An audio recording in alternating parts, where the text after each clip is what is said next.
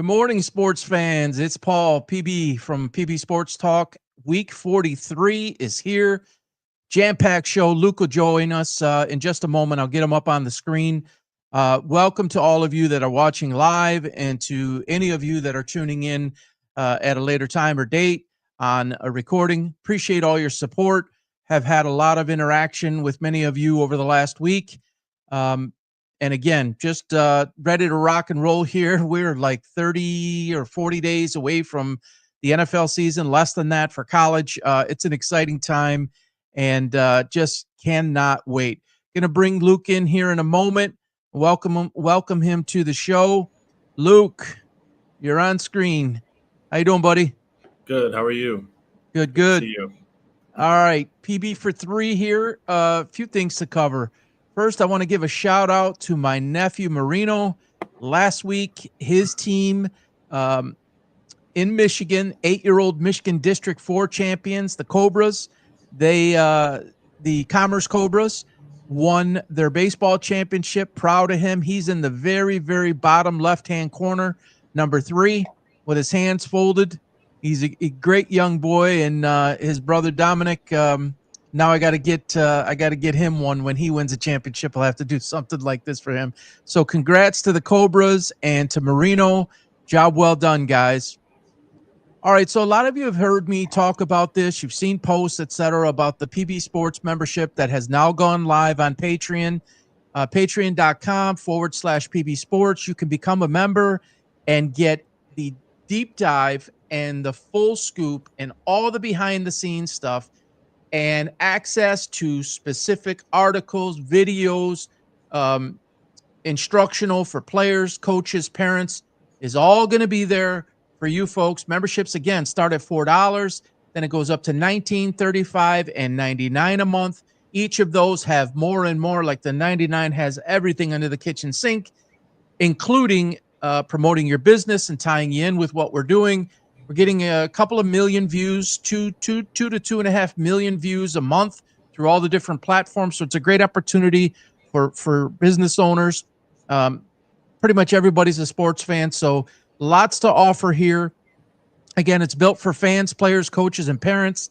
It'll be data-driven opinion, advice, and expertise. We're not just going to be talking heads and just get up and throw things out here randomly. It's going to be researched. It's going to be metrically driven so that it is based factually with some instinct and with some opinion based on it. Again, $4, and you can, you don't even have to do that. You can get on for free.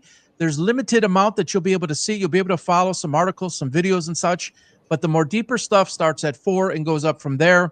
The content is created through a coach's lens, which is me. 9-year history as a basketball head coach, 7 championships. Luke is 2-time All-State, 1 in football, 1 in basketball, top 15 all-time De La Salle high school athlete in their history. It is a renowned school in Michigan. Went on to college at Madonna University and just basically reset the entire record books as a quarterback. So we're going to give you that unique perspective. I'm 53, he's 25, a full generation separates us. So we can come to you in a couple of different angles. There will be a number of different things that are add-ons to the membership, the 4, the 19, 35, and 99. And one of those is the PB Sports Picks. Now, this is entertainment purposes only. Naturally, it's to have a lot of fun. There are a number of different packages up there. There are monthly packages. There are weekly packages, all different ranges. And obviously, as you go up in higher level packages that cost a little bit more, each one has more in it. But I wanted to just show you these here because these are 3 different packages. There's an entire, football season, as I said earlier, is coming fast, like really fast. If I'm being honest, I'm behind on some of the prep and I have to catch up. Full college football season. And everything's listed there. It's maybe a little bit difficult to see there, but you can go on again, patreon.com/PB Sports. You will see that there. $6.99 for the entire college football season, $9.99 for the entire pro season, or for 1 week only. It started yesterday, and it expires at 11 p.m. next Friday. You will get both college and NFL the entire season, picks, totals, parlays, props, everything under the sun for $8.95 for the whole year. Now, am I one of these guys that says, oh, it's a lead pipe lock and oh, this is a guarantee and oh, it's this and oh, it's that? Absolutely not. Not here to say that to you. But what I will share with you is I've had a lot of success with this.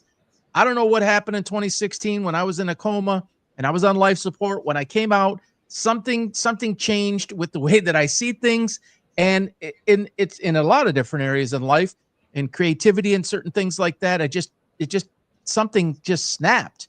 And one of the things is my ability to anticipate and see things kind of before they happen. It's not to say that I have every answer right, but these are some highlights from last year alone. On 2 different occasions, I won 17 straight college and NFL. Another time, 15 straight college and NFL. 3 parlays, large ones. 2 were 8-team, 1 was 6-team. I was the first person or the only person really in the world to pick Shedeur Sanders as a 5th-round draft pick. This is all up on Patreon.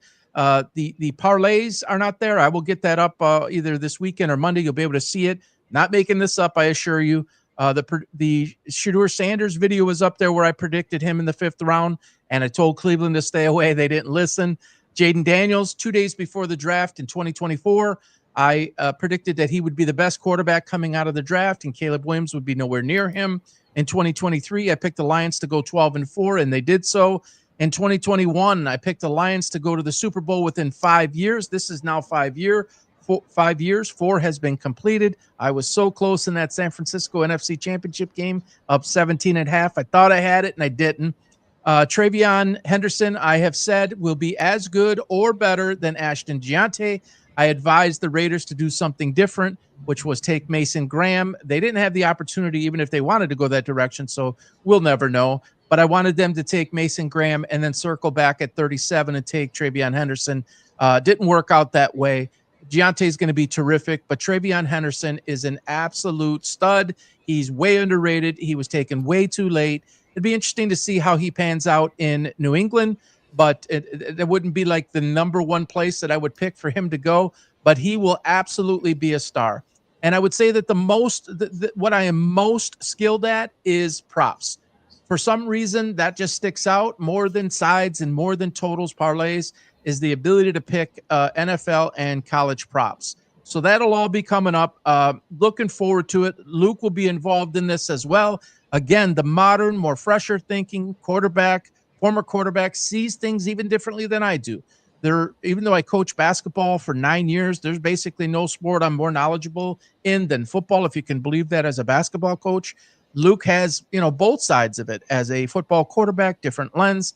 I'm the coach, different lens. So we see things a little bit differently than each other, but we see things differently than a lot of other people do. So again, patreon.com/PB Sports. Get your membership, $8.95 for an entire year.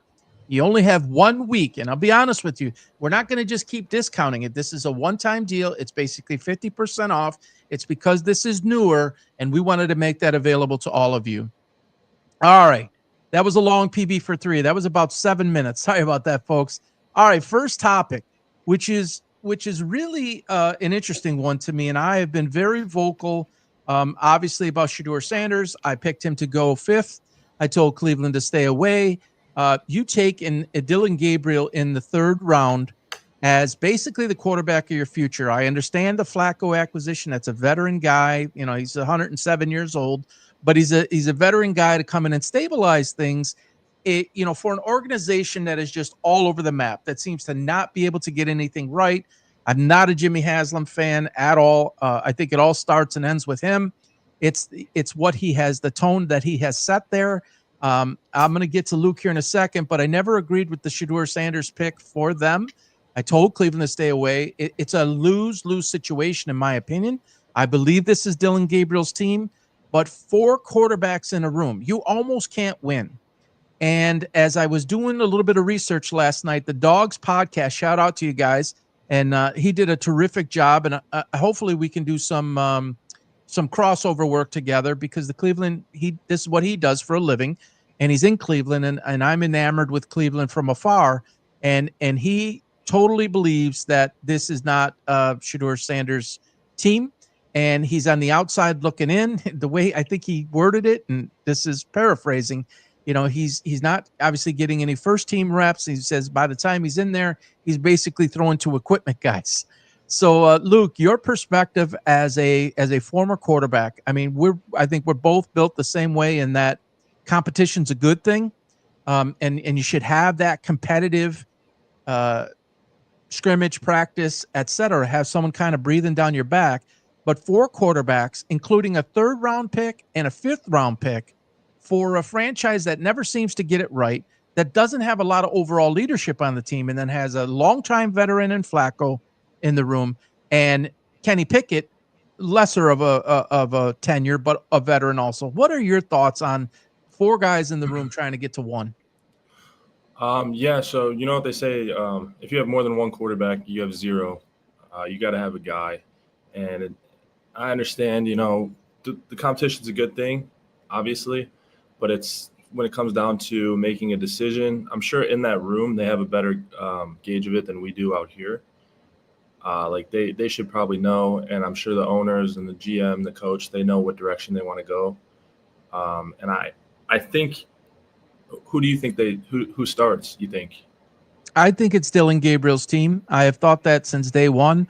I watched him at Oklahoma and then watched him at Oregon like relentlessly. I watched him a ton, and he's got all the skills. A little bit small, but he's got all the skills. He's got the leadership ability. He's got the moxie, the toughness, the mobility. He's incredibly accurate, throws a terrific deep ball. All of the intangibles that you want, he has. And I think they drafted him in the 3rd round with the idea of, making him the quarterback. Now, could I see them doing a couple of weeks with a guy like Flacco to just kind of steady the ship as he eases himself in? Yes, I could see that. But I do think it's his team.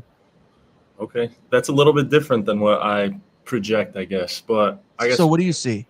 So, first of all, it is the Browns. So whatever, just because if they do what one of us says doesn't mean it was the right thing. But yeah. I think the right thing to do would be start Kenny Pickett. I think. Really? Why is that? I think you're not a Super Bowl contender. I can understand Gabriel, but my roommate's a big Browns fan. He's from Cleveland, and he's saying Flacco, and I've been saying no, Kenny Pickett. Just because. Why Pickett if it's not one of the rookies? Why Pickett over Joe? I think if you're not a contender, what's the best you're going to do this year is 500 maybe, and Flacco's a lose-lose. He's 40 years old.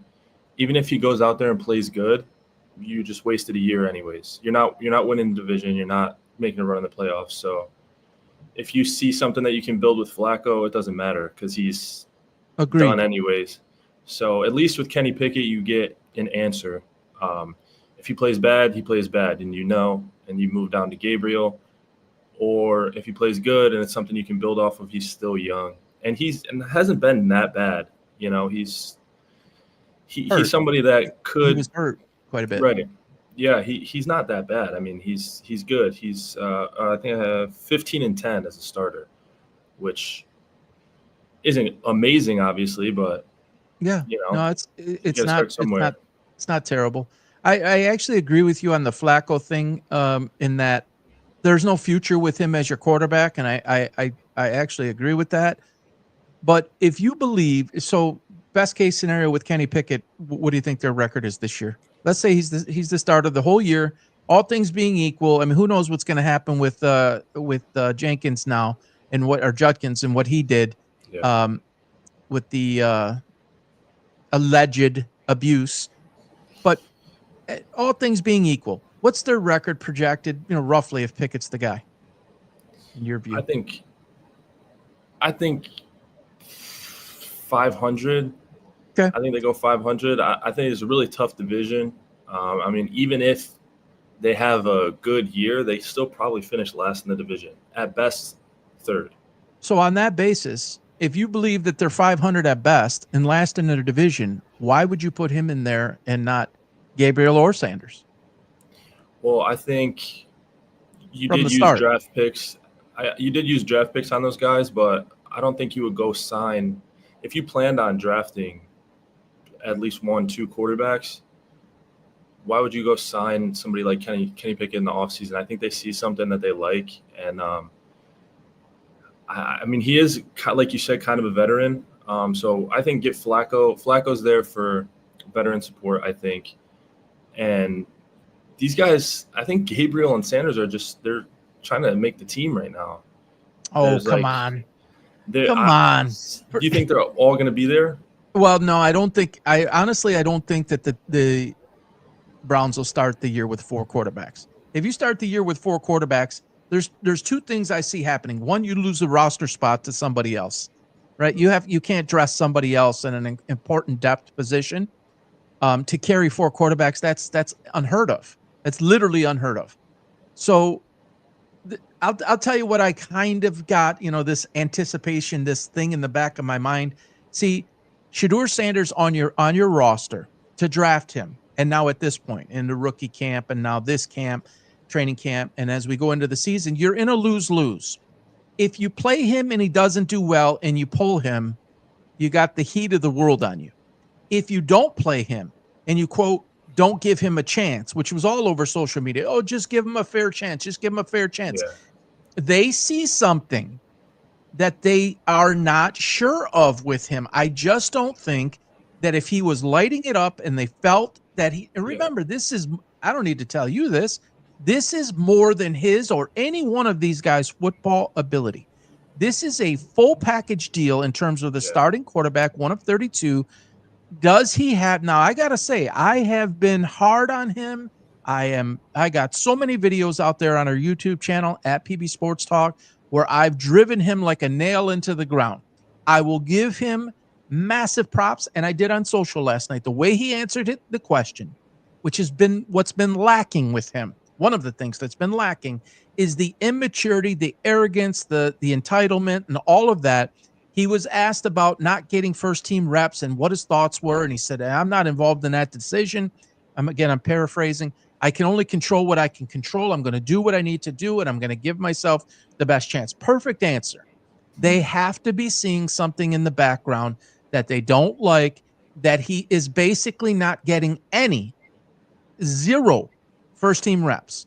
If Joe Flacco or Kenny Pickett is getting first-team reps on a majority basis, and Dillon Gabriel, but I'm trying to take the drafted guys out for a moment and say, if the public thinks that he's the guy, not the entire public, there's a segment of the population and of the public, because I monitor this every day, that thinks he's the guy, should be the guy. If he's not, you're crazy. The Browns, what are you doing? It's racist. It's all of these things. I just don't see all 4 of them starting the season. And there's a part of me that says that they're lining up to move him and try to build him and try to build popularity to move him and take 5th. They used a 5th-round pick. Remember, they passed on him, I believe it was 6 times. I believe they had 6 picks before him, or he was the 6th pick, but it was their 5th-round pick. You passed on him all those times. And when you took him, your entire press box of coaches looked like, their cat got caught in the tree and fell down. It was clear that nobody wanted him because of everything that comes with him. So right. I just don't see it working. How do you have 4 guys, 3 on the sidelines and 1 playing, and how do you have Shedeur Sanders on the sidelines? I don't see it.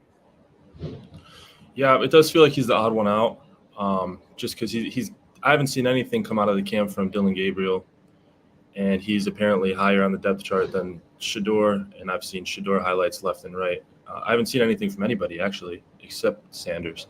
But I will say this. If you're a coach or a GM, you have Kenny Pickett, who just came from Mike Tomlin, who's a great coach, great system, great culture, and then just went on the ride with the Eagles.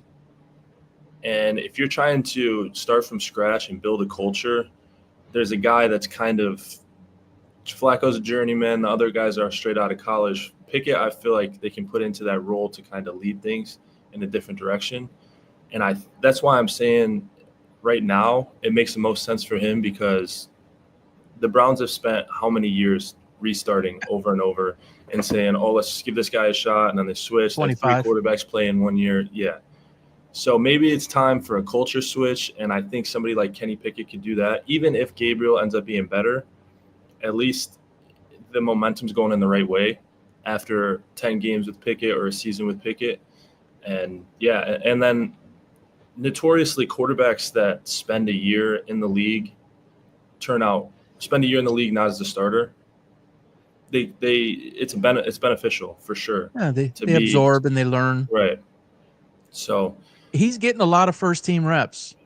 Gabriel, And I follow these guys in Cleveland, and he's getting a lot of reps, a lot of first team reps. So you might be onto something good. there. You definitely might be onto something there, but it's just it's a prickly situation because of what you said, because of what I said. It's like, start Sanders, you got a problem. Oh, you didn't start your third round guy. Start your third round guy. You got Sanders in the background. Start Flacco. Well, you have no future. Start small hands Kenny Pickett. Oh, the guy's just, he's a journeyman. He's already considered a journeyman, third team, this, that, always injured, blah, blah, blah. What it is this is a Brown situation. This is what we dealt with the Lions. It just really, Stafford had the position on lock for a very long time. But if you go before Stafford, the Scott Mitchell and the Mike McMahon, I mean, Eric Kramer, Rodney Peete, you can go back, Andre Ware, you can go way back. And it's like, this is so Lion-esque of the older years. And they created this situation by drafting so bad, by making bad decisions, the Baker Mayfield experiment, the Johnny Manziel experiment, Jacoby Brissett. I mean, you just go on and on with it. They just never got it right. And now you're in a situation where, okay, you have some options, but it's tough to get through that and pick the right guy and give everybody a, quote, fair shot, see what they really have, because it doesn't matter. I get in these debates daily. These people, ESPN Cleveland and a number of different outlets in Cleveland, they have a passing chart that comes out every single day on what the completion and attempt percentages were. So this started from day one in rookie camp. Oh yeah, here's today's breakdown. Like, come on, it doesn't even mean anything. Do you get an idea? Do you get, some indicators? Yes. Oh, he threw a dart. And you're talking like it's almost pass and catch, throw and catch type of thing. It's 7-on-7. No one's going full board. They're not trying to take your head off. There's no crowd. There's no nothing. It's like, you can't judge from that. So I don't think they will know what Gabriel and Sanders fully have in game-like situation without putting them in a game-like situation. So it's just a mess. That's fair. That's fair. I would say, like, the videos that are coming out, I've seen them too, and they're like, it's not live really. They're more learning kind of the system. Yeah, it's learning semi-simulated. Yeah. Right.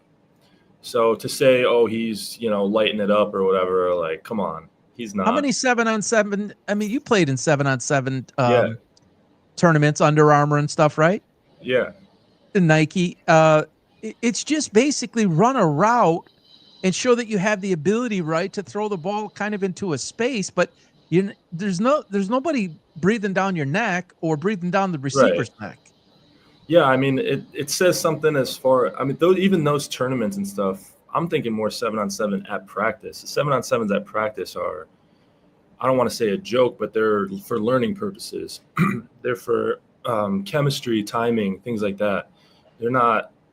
It's not. I mean, obviously, it's competition all the way down between these four guys, but it's putting out practice stats is it's almost ignorant, I think. Yeah. Some guy said to me, tore me up. He's like, this is how they know what they have.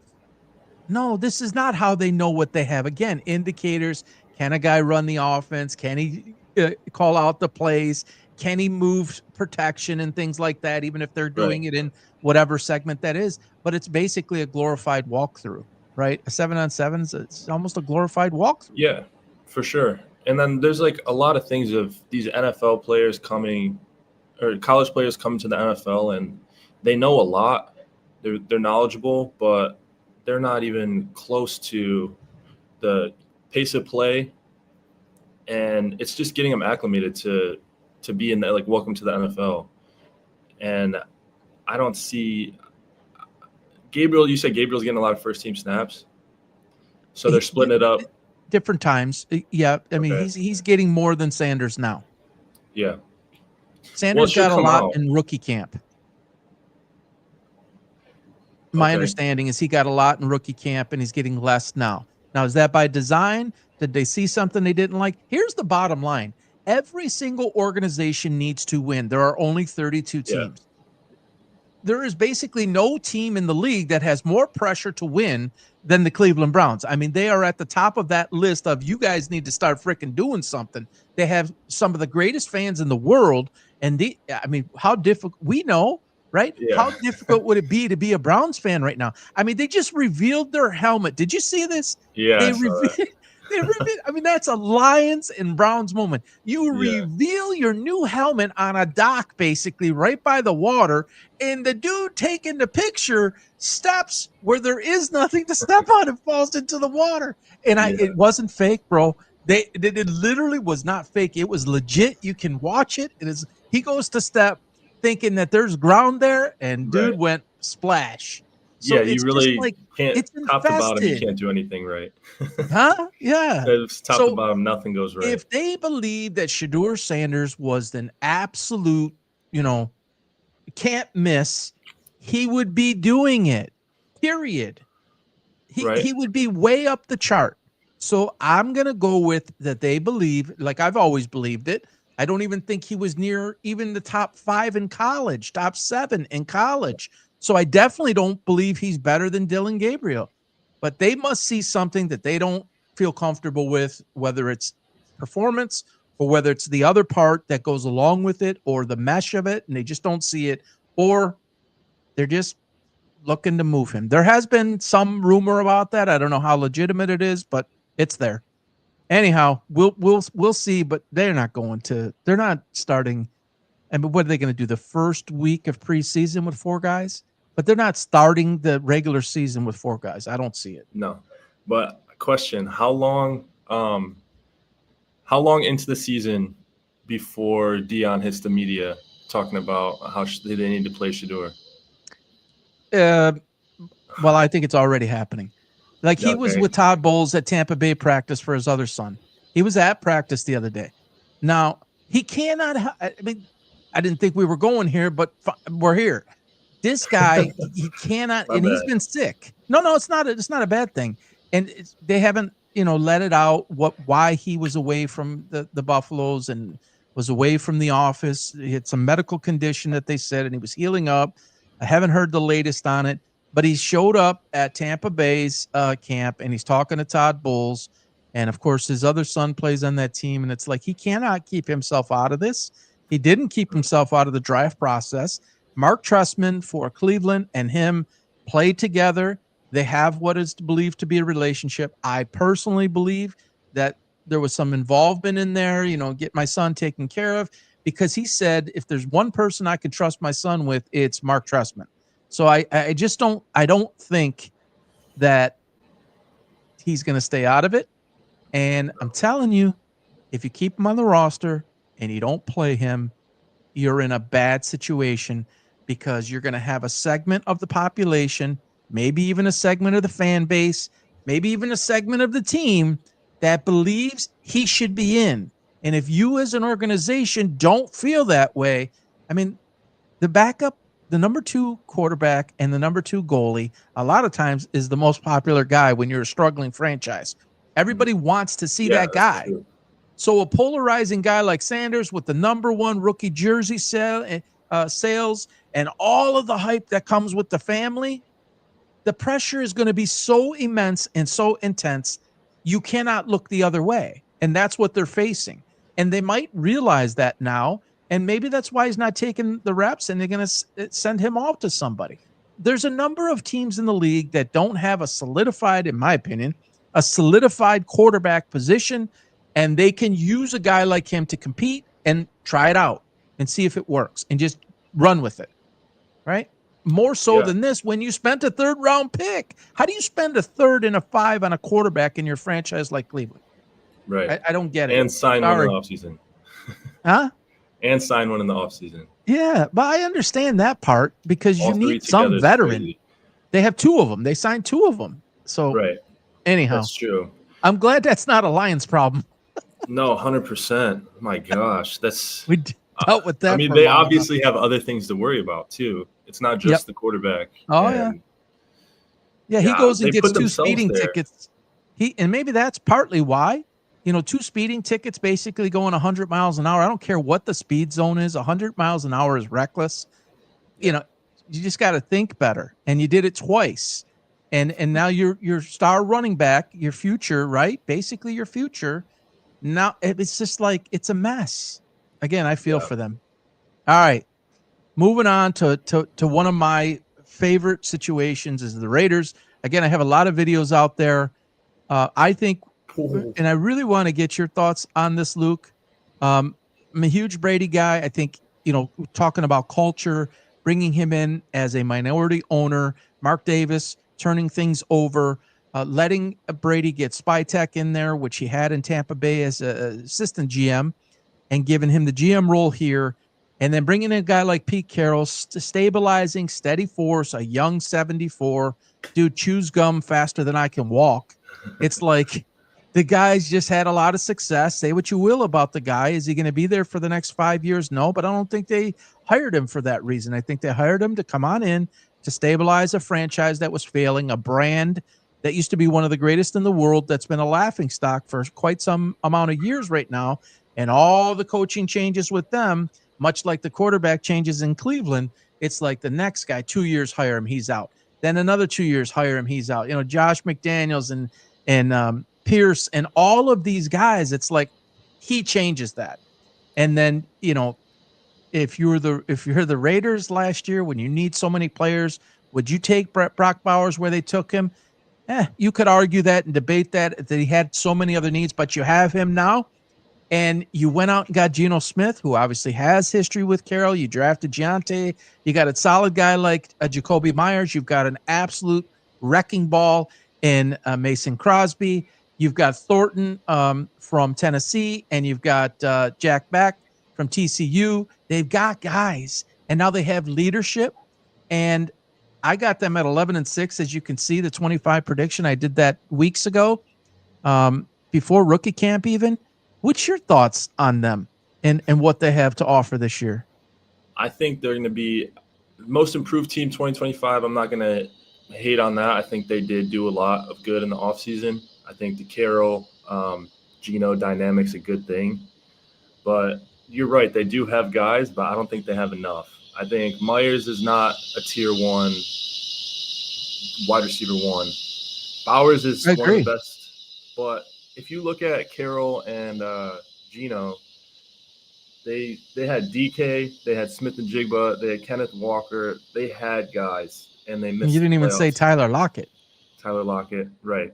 They missed the playoffs the last 3. He missed his playoffs the last 3 years that he coached. So I think they turned it around. And Genty's a question mark too. He's going to be good, I think. But I think, who knows? We got to see something. He's going to be a star. He's going to be a Mountain West star. competition, 40, 50, 60 carries a game. Like No, that's not happening. I'm saying that's what we've seen. Oh yeah. Who knows when he's? I don't know. I think he's going to be good. I agree with you, but we got to see it. And Max Crosby, stud. They have guys. You're right. I put down my prediction too. They won 4 games last year. I have them at 8 this year. I think they double up. You're in the middle. I'm at 11. They had 4, and you went basically right in the middle at 8. I think that they are going to wow the league. There is just sometimes you can go back to the Rams when they were 3-13 many years ago, and they went. I think it was 3-13 or 4-12. Went to the Super Bowl the next year. There's a lot of teams that can turn things around quickly. You don't need 5 years anymore. And that's been proven by a lot of teams. It's also been disproven by a lot of teams like the Cleveland Browns. The Lions are on year 5 right now, but okay, year 5 is my thing for them to get to the Super Bowl that I predicted 5 years ago. But 15-2, you went to an NFC Championship game the year before. That's like you're beyond the hey, we're average. We're basically just under or right at or just over 500. That's a legitimate. You can make a legitimate argument that the Lions are a top 5 team in the league. they turned it around in less than 5 years. I think you're going to see Right. that with these guys. You've got all the experience in the room. Spytek is a stud young GM. He's learned just like a quarterback learns, and he's learned under a great system in Tampa Bay. Brady is the X factor in all of this, and Pete Carroll is an extension of it all. And Pete will groom the next guy. I wouldn't doubt it if the next head coach of the Raiders comes from within the organization. That would not surprise me as he gets somebody ready. And I just think Chip Kelly's in there too, by the way. And I guess things are going really well with Geno. And again, Geno Smith, there's another guy that most people wouldn't have him in the top 10 of quarterbacks, but dude can play. He can play, and he has his moments, and he's been around. I think he's 34 again, a 3-4 year window quarterback. You paid him a lot of money, but he's coming in and he steadies the ship. And Pete Carroll steadies the ship, and Brady steadies the ship, and Spytek steadies the ship. And you just build around that. And the next thing you know, you're 11-6, and you're a legitimate playoff, or even if 10 and, even if you're at 10, that's still weird to me because it's a 7. So used to 10-6 and 11-5, 12-4. I'm still not adjusted, but 10-7. If I'm wrong by one, okay, you just said it. 4 wins last year. You go from 4 to 10 or 4 to 11. You've arrived as a team that has progressed and can be taken seriously. And I think that's what we're looking at here. And don't sleep on Thornton either. Number 10 there, do not sleep on him. I don't know if you watched him at Tennessee, but dude can play. All right, I have my eyes on him. But I do have a question. Geno Smith can throw the deep ball too, by the way. He's very good. Geno Smith he's very, I don't know if he's underrated anymore, but he's good. He's a good player. People still don't look at him as even a second tier quarterback. They look at him as third and fourth tier. And now, again, with Brady being your mentor, and again, Carroll's system out of Seattle, in a great place to play like this. Anyways, what were you going to say? I'm sorry. I was going to ask you. So Pete Carroll coming in, I know. Actually, I won't even ask you a question because we plan on talking about this later. But he's not. He's a legend, but he's not even top. He's going to be probably third best coach in his own division. Yeah, I mean, I don't think we need to compare him against who's in the division. I think what we need to look at is how he fits for the Raiders and getting them from abysmal to respectability and forward. I think that's what we're looking at here. Does he have the ability to do that? Yes, he does. And yes, he's done it before. And I think he's going to do it again. I agree. If that's what they're looking at, I know I've heard things from inside their camp or whatever, and obviously they're going to say that. So I don't know if it means that much, but Geno's saying they're running the table. Pete Carroll saying we're a playoff team with 10 plus wins, no doubt about it. Set it, forget it. And I don't think that's realistic with where they are in their. How did they win their division to make it? But if you're saying taking a major step this year, I agree with you completely. I think they give the Chiefs some trouble. They give the Chargers some trouble, but ultimately they're not making it out of that division. They're going to be tough to stop. Now they just had this, and who knows when all the truth is going to come out with the big D tackle that they just let go, and $876 million, I think it was, Christian Wilkins, right? Am I right on that? I believe so. Sounds right. That's something will be interesting to find out. And he's already filed a grievance with the league, and we'll see. There's something there. You don't just walk away from money, particularly with Spytek and Brady in there. You might have did that. There you go. Mike Mayock and John Gruden and all that stuff that they did. You might have, chucked it like they did. They went in there, clean house, Khalil Mack. They went in there, clean house. I don't think they did that for reasons that are just related to this injury. There's got to be something else there that they don't like, especially to do that now and create this upheaval. I guess you should do it now before a week from now or 2 weeks from now, right, and not have it be too close to the season. But nevertheless, Pete Carroll's the perfect guy. He's more than a bridge, and they have weapons that are just not as a defense. Or as an offense, you have to game plan for Max Crosby. As a defense, you have to game plan for Brock Bowers, and you're going to have to do it eventually here for Giante. And then you have Jack Beck is no joke. I'm telling you, he can play the game. Legit, he can play the game. Will he be like a Cup? We'll see. But he's a stud in the making. Quality guy, great character, terrific catch radius. He's got some nice speed. And again, Thornton, I can't say it enough. And a guy who can get the ball where it needs to go in Geno. And Carroll will have this team playing above their heads. I'm really excited to watch. So for me, it's Lions is number one, always will be. And this is my second favorite team now. And I'm living in Florida now. I don't have the Buccaneers, Dolphins, or Jags there. That's kind of saying something, but I just think they're going to take Vegas by storm now, the city of Las Vegas by storm, and it's going to become a football town. I'm convinced. Yeah. NFL is better when the Raiders are good, and I hope they're good, and I think they do turn it around, but I don't think it's going to happen that fast. Personally, we'll have to bet a slice of pizza. All right, this Chiefs dynasty is coming. It's wrapping itself up, and they already beat them once last year, and they were nowhere near as good as this. It's not like they can't compete with them. I mean, again, we talked about this last week. In the NFL, the average game is decided by 6 points or less. The Raiders are a much better team this year than they were last year, point blank, period. The Chiefs, 100%. You can argue, are they the same or slightly better? I mean, you don't have Rashee Rice for a good chunk of time, right? Right. You got a healthy Pacheco coming back. Huh? Those 7 points they usually go the Chiefs' way. Yeah. And well, they didn't last year. They won every game by like 2. Right. But all I'm saying is that that whole thing's coming to an end, and there's the door is going to be open in the next 2 years. You mean to take it away from Kansas City? Yeah. And have the Raiders take it? Yeah. Not Super Bowl, the division. Yeah. No, yeah. I don't see Kansas City going away anytime soon. I don't. That's a reload situation. That's not a reboot, or it's not a rebuild. It's a reload, and maybe there's a reboot in a few years, but why would that change? You got guys, you have players. Yeah. It's just again, the window. I don't like window. Is it closing? Is it open? Mahomes has got 10 more years. Yeah, and it is more Mahomes. Years. Huh? It's Mahomes he doesn't need need too much on offense. They got a top 5 defense again. You're making my point. So you can move different parts in there. We'll see if Andy Reid stays and who his the heir apparent to him is, but you basically have 10 more years of Mahomes run, and it's just moving parts around. And when guys, get too expensive to keep, you move on, you draft well, and that's an organization that's run right, and I don't think they'll have too much problem. One of the teams to watch out for, I've said it all along, I'll say it again.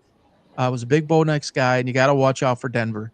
I'm telling you, that's another team that you could make, or that I could make an argument, legitimate argument, that they will be in the ilk of the Raiders, in that they could be they went to the playoffs. It's significant if you go past that in terms of what they had 10 wins. I think they were 10-7. To go past that, you're really starting to get into a new level, but they're just deeper, they're better, they're more experienced. A year now under Nix, a year with Peyton and him together. Evan Ingram added to that team. They've improved the backfield. Colson Loveland over there, he's got just watch out for Denver. So yeah, I agree with you in that. You gotta watch the division. I get it. It's a challenge out there. I totally get it, but you gotta get over that hill before you can talk about winning playoff games and going all the way. So I don't see them winning the division, especially this year. Well, I don't know if 11 games is going to win the division. I don't know if 10 or 11 getting out of the division is tough enough. Yeah, I agree. So winning the division might be long. That's not happening, but getting out is going to be a task in itself. All right, one of the most subjective things that we could possibly talk about is who's the top 10 running backs. I mean, I put 5 up there. All of those 5 are in my top 10. It's a debate that can go on for the ages as to who's 1 and 2 and 3 and 7 versus 5, but we're going to give it a go. I'm going to start with you, Luke, because you're the younger guy and All I'm the right. older guy. I will say Let I me- didn't have a hard time with this. I No? had a hard time with receivers. Yeah, receivers were tough, but running backs. I guarantee think- you we're going to be different again Yeah, no doubt. because no I doubt. just I have a different way of thinking. But Right. let's hear it. All right, number 1, Saquon Barkley. He's the best back in the league right now. I wouldn't take him first in fantasy, but after last year, you can't move him from 1. Yeah, and for the audience out there, this is not fantasy. This is not PPR. This is just straight straight running back. As if you want to take the guy and build your franchise, you know what I'm saying? All things equal, if they were all the same age, who would you want to have build your offense around in terms of a running back? Yep. All right, number 2, I went Jahmyr Gibbs over Henry, just because of the dynamic ability out of the backfield in the passing game, age. When he did get leaned on last year, he produced big time. And even when we lost to the Commanders, he should have got 30 carries, and we probably would have won. And plus biased, go Lions. But after that, Derrick Henry's a freak. Durability could be 2, but I got Gibbs at 2. 4 is Bijan. I don't even know what you can say about him. He does everything. He's a do-it-all back. He just has kind of been in a bad situation. I think they haven't used him properly, especially his first year. But you can't go wrong with him. I mean, you can't. Okay, then 5's Christian McCaffrey. I couldn't take him out of the top 5. He's probably the most talented guy just in general overall. Just super injury prone, man. And hopefully he's fun to watch when he's healthy. So as a fan, hopefully he can stay healthy. And he was, definitely top 5. 6, Josh Jacobs. Personally, I want him higher, but I don't know who I would move. I want him a better rank, but I don't know who I would move. Watching him last year, I thought he won the rushing title in I think it was Oakland at the time, but for the Raiders. And he kind of had a revival last year. He looked really good, powerful, out of the backfield too, passing game, everything. He's a stud. And then I went Jonathan Taylor, which I don't really – I just think his ceiling's so high. His floor is low, but his ceiling's so high. He's a rushing leader himself, and he looked good last year too. Looks like he's back to being himself. So I got Jonathan Taylor at 8. Maybe a surprise here, but my pick is Bucky Irving at 9. I love Bucky Irving. I think you're at 8, aren't you? That was – I did skip one. I got 7. Barkley, Gibbs, Henry, Bijan, McCaffrey, Jacobs, Jonathan Taylor. And who you got in 8? I skipped before Jonathan Taylor. I got James Cook. I think James Cook really, really showed out last year and looked a little bit like his brother, honestly. All right, so James Cook you have at 7, and 8 is Jonathan Taylor. Bucky Irving at 9. Wish I could put him higher, just not a big enough sample size. But he's someone to watch out for. Remember, it's projection too. It's not just sample size. It's a little bit who you can project, not just on what they've accomplished so far. For sure. Yeah. I'm projecting them to be there. Top 10 easy. All right, who you got 10? Kenneth Walker. I don't know if he's not on a lot of lists, I don't think, but he's somebody that if he stays healthy, he's dangerous. He's a threat to score he's a home run hitter. And watching him dismantle Michigan a few years ago has been he's got a weird spot. I don't know if it's in my heart or in my nightmares, but he's got a spot on my list. Well, surprisingly, we have 3 or 4 not just in the top 10, but on the same number. But mine is very different than yours. So right. one I agree is Barkley. and I got to tell you, there's a lot of parts about me that said maybe I should put him at 2. I know that sounds crazy because it's very subjective. You've got guys, multiple guys here who are deserving of 1. It's you know what I'm saying? That's why I opened the segment with subjective. Right. 2, we're different right here, is Bijan Robinson. Okay. He's arguably the best running back in the world right now. And the only reason he's not considered as it universally is because of the reason that you said. He's had a tough situation there. But again, this is me talking about anticipation. This is me and projecting, as such a 3-decade plus entrepreneur. One of the biggest things that you have to learn is how to anticipate something before it happens and be able to think 2, 3, 4 moves ahead. And I've worked hard on that over the years. So when I look at things like this, I'm looking forward, and Michael Penix is going to be a superstar. I want to look in the camera and tell everybody this. Is it this year? Not necessarily, but Michael Penix is going to be an absolute all-world superstar. And when you put a quarterback like that and a receiver like London and some other parts and Bijan Robinson, I have to look at that and I have to say, what has he done? Where is he now? And how does he project forward? And for me, he is, you want to talk about a high ceiling. Barring injury, there's nothing he can't do. He can, and they were so cautious. I had him in fantasy a lot. They were so cautious in his utilization. Yeah. In the first year, he was actually being underutilized. And I think maybe part of that was system and, Arthur Smith and this and that. I don't even know if they knew how to use him, to be honest with you. And as a lifelong Lions fan and much older than you, growing up with Barry Sanders, the Lions didn't know how to use Barry Sanders. Like, if you can't even make that up, but it's true. They did not know how to use him. And much to the same, I don't think that the Falcons knew fully. I think they got it now. And Raheem Morris is cleaning that all up. And Penix, I love Kirk Cousins. I love a lot of things that he's done. I actually like him later in his career, what he's done more so than earlier, if that makes sense. And, you watch the quarterback story and you root for a guy like that. But Penix is an upgrade at this point in time, and I just think that works really well with Bijan. Number 3, again, I was torn on this, but I have to do it. The guy's just impressive. I probably have not given him his props over his career like I should, is Derrick Henry. I don't know how he keeps on doing what he's doing, to be honest with you. Baltimore is obviously a way better situation than Tennessee.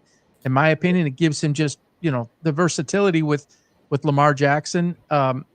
And the way they can disguise certain things and the way he's a one-cut guy downhill. And, I don't even think the guy has ever gotten the due or the credit or the props for being able to take it the distance. He's not a type of guy that you think about and say he could bust it off 80, but he could bust it off 80, 70, 60. It's like, how do you do that? That big, upright like that? It's kind of crazy. So I have him at 3. It's almost, number 4. It's almost fatigue. He could be 1. He's been 1 forever, for a while, but people have been. I'm sick of it. I don't know. It doesn't make sense, but keep going. Number 4 is Gibbs for me, and I look at Gibbs and Bijan as very, very similar. And what's interesting about Gibbs, and we're going to see it this year. He's talked about it. The Lions have talked about it. Morton's talked about it.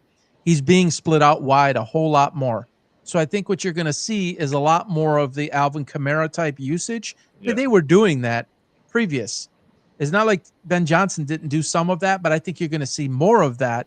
And if you went back on Twitter and then X through his first few years, I'd be like, you have to get the ball in his hands more, and you have to do that creatively. That's like Barry Sanders. They never really threw him the ball. And then the narrative was, well, he's not a very good pass catcher out of the backfield. Are you out of your freaking mind? You could watch the Oklahoma State games and see that they did it. He wasn't like a Gibbs or a Bijan in terms of volume, but these guys know how to catch the ball out of the freaking backfield. Yeah. He's not maybe Christian McCaffrey type usage, but come on, throw him the damn ball. So you'll see him on swings and screens and all sorts of different things. He's just an absolute stud. 5, again, we're on this. It's hard to take him out. McCaffrey, I have at 5. He's in for problems, though. San Francisco's a mess. I was a huge John Lynch guy. I always say it. I will eat the crow when I got to eat the crow. I wouldn't want to be a 49ers fan right now. Everybody seems to want out of San Francisco. Seems like nobody's happy. They want to be traded. Debo, and now it's Ayuk, and it's so many guys, and seems to be so many problems, and they've got holes everywhere. And I think McCaffrey is going to have a step back. Apparently, he just came out and said less than a week ago that he's feels as healthy as he has like in forever, in a long, long time. So that's a big part of it. But he is getting up there. Dude's taking a ton of abuse, a lot of usage, and San Fran is having some struggles, so that might affect him. But I can't take him out of 5. All right, this one will surprise you. Again, this is projection, and another superstar in waiting is Bucky Irving. I got Bucky at 6. Guy can do everything, and maybe that's a little bit of the Florida talking to me. I got to get to a Tampa game this year. I really want to see him. I want to see him play live. I'm not a big see a game live. I'd much rather watch it on a large TV, relax, go to the bathroom, pause, whatever I got to do. But I would love to see him in person. He's worth the price of admission. I struggled with this one because he's not flashy. He just gets it done. Jonathan Taylor at 7. Again, he's a guy who can really good out of the backfield catching the ball. He can run with power. He can run with speed. He's another guy that can shock you with some of the long-term or long-distance speed, breakaway speed, good around the goal line. Yeah. Tough guy, injured a lot. We'll see what happens on that. But I got him at 7. At 8, a very underrated guy. You could say he's maybe a system guy, but I have Kyren Williams at 8. He's perfect for the McVay system. Very good with Stafford. A lot of weapons over there, Nakua, etc. I have him at 8. Number 9 is Josh Jacobs. He's done what he's done. Got to give him his due. But for me, I can't have that conversation with him up in that top 6 when you look at the ability of those other guys. There's no knock on him. He's actually surprised me, if I'm being honest, that he was able to accelerate. Not because he didn't have the talent, but the system and the fit with LaFleur and Green Bay, I think it helped him a lot.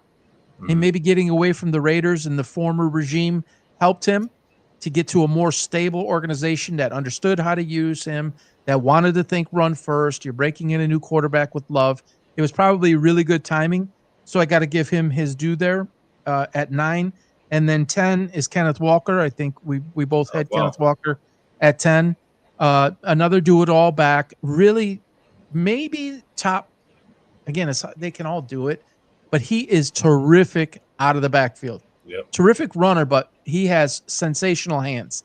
And he can do it in pressure, space, flat, middle screen. And he's got great vision. He really beefed up too. I don't know if you've seen him between end of last year and now. He's beefed up quite a bit more. He muscled up quite a bit. And sometimes these guys, they muscle up too much, and I think it's part of what leads to injury when they overtrain, but we'll see what happens. And then on the outskirts of that, just some names I wrote down is obviously Giante and Travion. I have squared here because I think that they're two terrific running backs. And again, for the audience, it's on my sheet. Travion Henderson will be a superstar. Underrated, should have never been drafted as late as he is. There's going to be so many teams that, barring injury, I always got to say that, so many teams that regret not taking him. And New England, it was there. And I again, almost think that the Raiders should have flipped and got more value at 6 and gotten Travion later. But nevertheless, I have those two squared on the outside. And then as up-and-comers that are going to be the future of the position. And then I've got A-Chain and Breece Hall in there. Breece Hall's going to struggle a little bit with Justin Fields. It's just not a great situation. They're still going to struggle there, even though I love Aaron Glenn. There's the Detroit coming out of me. I think Aaron Glenn's a better head coach than Ben Johnson. I think he'll do a nice job building that franchise or rebuilding that franchise, but it's going to take some time. And you've got a lot of question marks with Justin Fields and Devin A-Chain, smallish guy, but again, tough. I'm not again, Florida here. I got into it in a conversation with somebody on X yesterday. It's Mike McDaniels, I think, is in over his head as a head football coach. I think he is be a phenomenal O coordinator, phenomenal that way. I think he's held back by all the duties. And I think if he was more of the offensive coordinator and didn't have to worry about the head coaching duties, you might even see Achane be even better than he is. But again, he could sneak in there. I think you can make a legitimate argument that Achane deserves to be at 10 above Kenneth Walker, or even 8 Kyron Williams, or you could make an argument that he could even be at 9 ahead of Jacobs. So those were just some guys I had out of the top 10 that just kind of on the outskirts, and 2 watch for guys in Giante and particularly Travion Henderson. I like that. All right, receivers. I have a feeling we will differ on this. We will differ on this too. Take it away. All right. This was hard because there's so many different aspects. This is very, very subjective. Yep. All right. I'm just going to go through it. Number 1's Ja'Marr Chase, fresh off Triple Crown, does everything. He's unguardable. 2, Justin Jefferson, dealt with injuries last year, but he's just an elite playmaker. His ball skills, hand skills, everything. He's number 2 for me. And that was tough to do because number 3, probably my favorite college player of all time, CeeDee Lamb, Boomer Sooner. He had a down year too, but in his defense, I don't like making excuses for people, but that's my guy, so I'll do it. Dak was hurt a lot. Throwing him the ball. Dak was hurt a lot, and who's their wide receiver 2? It wasn't Turpin. It was, I don't know, but he was the only. It wasn't Gallup because he was out too. Yeah, he was the only focal point, and the run game was terrible too. So there's that. 4, St. Brown. Nobody I'd rather have on 3rd down or in the 4th quarter. Sure-handed, good route runner, good leader, good team guy, everything. He's all right. 5, Puka Nacua. This is going to maybe not be agreeable with a lot of people because I don't know if he's got the flashy talent that some of these guys have, but he's super consistent, put up or shut up, multi-dimensional. They run him out of the backfield. They throw him screens. They send him deep. He makes plays on the sideline, everything. He's do it all too. He's in my top 5. 6 is Drake London. Took a huge leap last year. Impressed me big time last year. Ceiling looks extremely high after the jump he made from year 1 to year 2. Big athletic guy. That's 6. 7, Tyreek Hill. Another guy with kind of a down year last year, dealt with a lot of stuff, but he's still the deadliest after the catch in the whole league.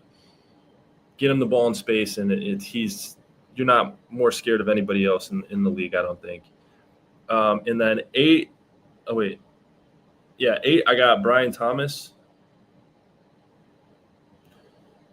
That's I don't know if it's Florida, but I'm big on the Jags this year. Trevor Lawrence, and he looked awesome last year too. Brian Thomas, elite rookie season without a wide receiver 2 or a tight end. And there was a lot of running back stuff going on too. They didn't have any other weapons. That's a lot of work for a rookie. It's a lot of weight for a rookie to have to carry, and he carried it. 9's Malik Neighbors. Total quarterback turmoil. If there's anybody to make excuses for, it's him. But elite, back-to-back LSU guys. Yeah. Neighbors might be. I'm putting Brian Thomas above just because of the bias with the Jags, I think. But Malik Neighbors, talent-wise, is going to be up there with the rest of those guys soon. And then 10 was really tough. There's a lot of guys I felt like I was leaving out. But I went Terry McLaurin. Very tough call, but points wins games, and he's a touchdown machine. Second most touchdowns in the league behind Triple Crown winner. And that's what they're out there for, is to score touchdowns. So I had to do that. Yeah, folks, we did not discuss any of these. I did not know what his list is. He doesn't know what my list is. So this one It's actually going to be interesting. Again, similarities on the receivers as there was on the running backs. Number one, we're in lockstep is Jamar Chase. I'm not even going to sit here and break it down. Okay, the guy can play the game. He could do everything. We are in agreement on that, and we are in agreement on number 2, Justin Jefferson. We are in agreement on number 3, and CD Lamb, if you can believe that. So 1, 2, and 3, we are in lockstep, and I agree with you on the Lamb situation.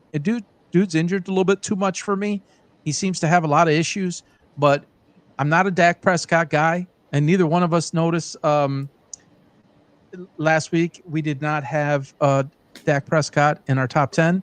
I don't have him in my top 10. He has moments where he can do some things, but CD's had nothing but turmoil. So I got to give him props at number 3. Number 4 is Malik Neighbors. So I have him higher than you. Okay. And you can go back to my video, which I just posted up on our Patreon site, patreon.com/PB Sports. 2 days before the NFL draft in 2024, I said that Malik Neighbors was the best wide receiver to come out of the draft and that he was much better than Marvin Harrison Jr. And when you got Tommy DeVito throwing you the ball, you got a quarterback, Daniel Jones, who sometimes can't throw a 5-yard catch, can't throw the ball to Luke, who's 6'6", standing right in front of him sometimes. You got to give the guy credit to do what he did in a rookie year when you have an entire defense focusing on you. So a better situation now for the Giants. Russell Wilson, is an upgrade. I'm a big Jackson Dart guy, for the record. That's on video too. Jackson Dart will be the best quarterback coming out of the 25 draft. Yes, better than Cam Newton. Yes, better than a lot of the others. He's my guy. Watch for him, but he'll eventually get the job, I think, from Russell, and you can look for them to hook up like it's their job. They're going to be a great 1-2 punch there. Number 5, we're back to what's that? I said I agree. I hate the Giants, but I agree. We're back to back on LSU guys. The same. I have Brian Thomas at number 5. He is a superstar stud. Again, in an untenable situation over there. You got Etienne, you got Tank Bigsby, you got Lawrence was down, you got whoever the hell is at quarterback.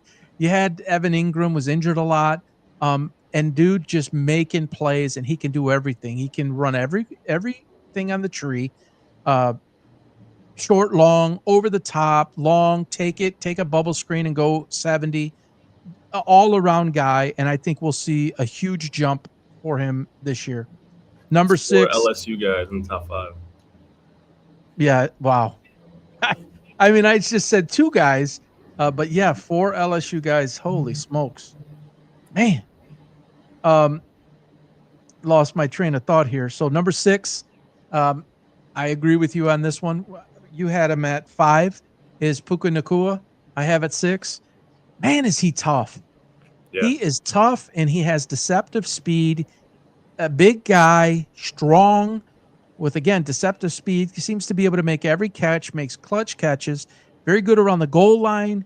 He's good at every part of the field, deep in your own territory, midfield range, down deep, red zone, down deep, 3. He's got a lot of 3-yard touchdowns, 2-yard touchdowns.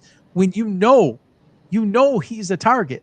You just know because of his size, and he's still doing it. So terrific there. 7, we are on the same, is Tyreek Hill. Still, wow. A lot of people, right, I know, without seeing each other's list, a lot of people say he's in the top 5, 3, 4. I mean, you're going to take Tyreek Hill over any of those guys, Chase, Jefferson, Lamb, any of those guys? Yeah. Is he the most dangerous guy after the catch? Yeah, but it's a lot more than that. Right. And I just don't know, with the game on the line, if you're throwing the ball to Tyreek Hill the same way as you're throwing it to like a Jamar Chase or even a CD Lamb. And we have to be fair. CD Lamb doesn't have Joe Burrow throwing him the ball. People would say whatever they want about Dak Prescott. And now Justin Jefferson, you had, Cousins, and then you had Darnold. Yeah. You had Darnold, and now you have J.J. McCarthy, who's apparently struggling, which you can look at the video that I just talked about, where I had Jaden Daniels number 1. I had J.J. McCarthy as the 1A or 1B, depending on how you want to say it. But apparently he's struggling. We'll see how that turns out. But yeah, I just can't have Tyreek Hill any higher than that. So he's 7. 8 is St. Brown, and I could have made a significant argument because, again, if you're asking me who do I want to put the ball in their hands with the game on the line, I want to do that to St. Brown before I want to do that to Hill. Again, guy can run everything, deceptive speed. He can get the ball on a 18-yard slant or an 18-yard in route or something and take it the distance. Just he can get you 10 catches a game, 12 catches a game. Tyreek's just not built that way. He's more of that deep threat, the roll coverage his way, and St. Brown could do everything. But I got him at 8. 9, and you didn't have him in your top 10, and I struggle to put him in my top 10 too, to be honest, is A.J. Brown. Yeah. And when this comes out, a lot of people will probably give some heat. How can you have A.J. Brown at number 9? I just do. And then 10, you don't have him anywhere. You had McLaurin. I have Nico Collins, and I'm a huge Terry McLaurin guy. Washington's got to get that deal done. I want to see them get that deal done. I want to see Daniels and him have another full year, sophomore year for Daniels, and have McLaurin be that guy. I wouldn't trade out the Ayuk, and we've talked about this, Ayuk for McLaurin. No. On the outside, looking in on the top 10, I had 3 guys that were in consideration that I have down here is Garrett Wilson, who just signed a huge contract, terrific player. Again, upheaval over there. Like, who the hell was it? Zach Wilson, Aaron Rodgers. Now he's got Justin Fields. Yeah. We'll see. We'll see how he responds with Fields. It's not the greatest thing. He's not a passing quarterback, so he may struggle. DK Metcalf, guy's a little bit too much hit or miss for me, but he was just outside. And Drake London, I had just outside too. So I think we agreed in the same spot on 5 players, and we had 2 LSU guys back to back. I thought was pretty interesting.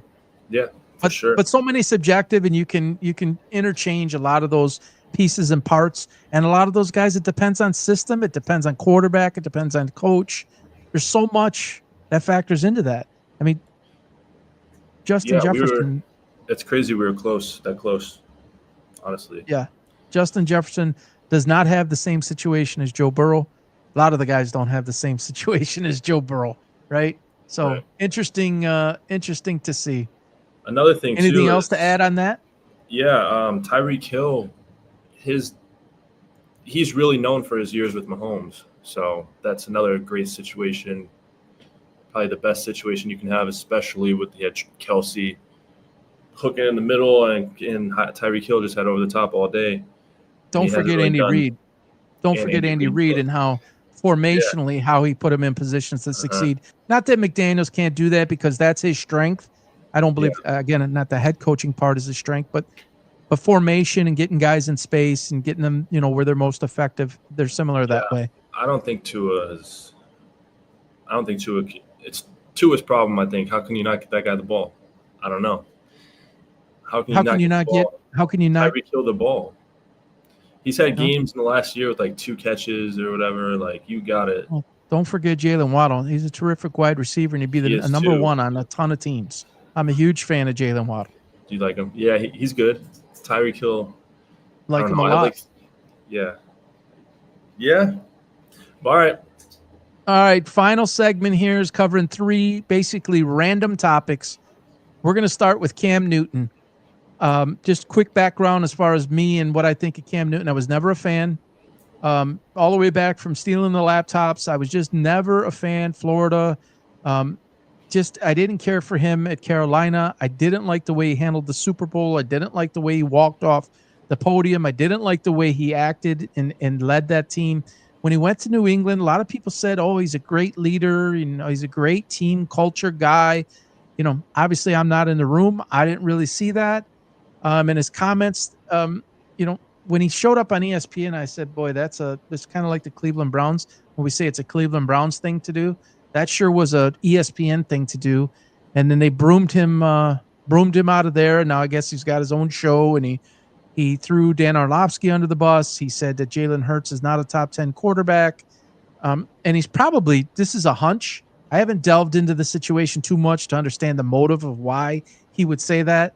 But Jalen Hurts and him are a similar player in that they were run-first guys, and Cam Newton was never really, you might disagree with this, I don't think he was ever really a traditional pocket passer. He was always looking to run first.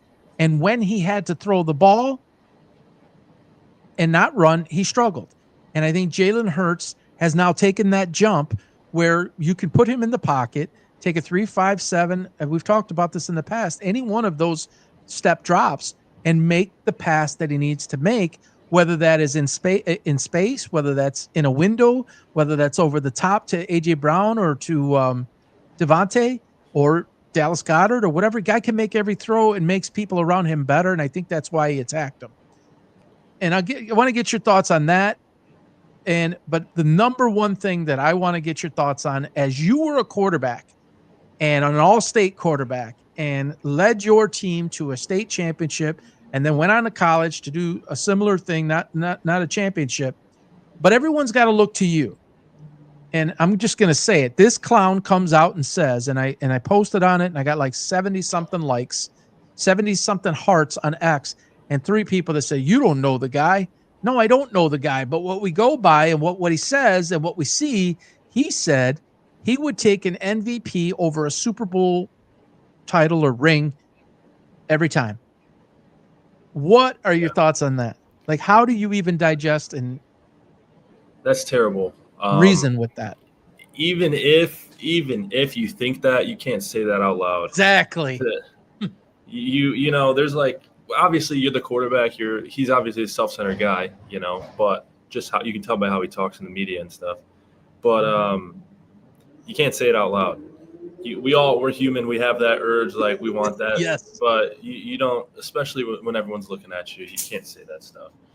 It's actually really bad to say things like that. But well, there's a segment of the population, probably 20%, that disagree with what you just said, which is in lockstep with what I feel, and they think we're crazy. Yeah. Okay. Well, try to get 20 other alpha males on the team to try to play their hardest just to get you an MVP, since that's the only reason you're out there, because that's more important than winning a Super Bowl. Exactly. That's dumb to say. But I don't know. It's not even like a tennis player where it's just you out there. Yeah. There's a lot of guys. It doesn't, Justin Jefferson, any of those guys we talked about, they need other things to happen in order for them to be successful. Right. No quarterback without we'll just start with the offensive line. You don't have protection, you're going to eat the turf. Yeah. You need good receivers. You need a run game to open up the pass. You need defense so you win games because you're not winning MVP with the losing record. You need a good coach. You need everything. You know, Luke, I know you know what the word clickbait is, but I have a whole new appreciation or a new understanding of what it is now doing this. And I do this all day. I have more than 50 or so posts that go out on multiple platforms every single day. And if I want more people to watch what it is we're doing, I can't always say boring things, but I'm never going to say something that goes against the moral compass of how I feel or what we do as a show and how we are as people. I'm not going to sacrifice character for clicks. All right? But there's a part of me that believes, maybe you can help me out here. There's a part of me believes that people like him don't necessarily feel that way. I almost want to give him the benefit of the doubt that he doesn't feel that way, but he wants to say it because now he has his own show, and he was trending number 1 to number 5 all day yesterday or 2 days ago, whatever it was, on X to get people to watch him. But actually, in this case, I believe that's who he is. All of the pulling of the stuff, and I'm Superman. He gave a ball here. He ran and gave a ball to the fan every time he scored a touchdown, to a kid rather. Yeah. So that was cool. But you know, the whole Superman stuff and the whole what was me and I'm not going to take your questions, dude. That's what you signed up for. Right. So I actually believe he means it. Yeah. Do you remember? This is kind of a small detail, but do you remember like his whole career when he would tweet or post on Instagram? He did these crazy like fonts or whatever. Yeah. Like everything he does is just for extra attention, and it's just which is a great segue into the next question. So you're 25. I'm old. Okay, I'm old. I like to think that I have some style, but what you see him wear that a lot of these 25% of people say is a great thing. What do you like? What's that called? I don't know. It doesn't have a name. He's got like terrible. A tuxedo. He's got a tuxedo shirt, a tuxedo vest, a bow tie, an M&M's jacket. You can even see the sleeve in his right hand there. That's how a tuxedo shirt goes up to your wrist.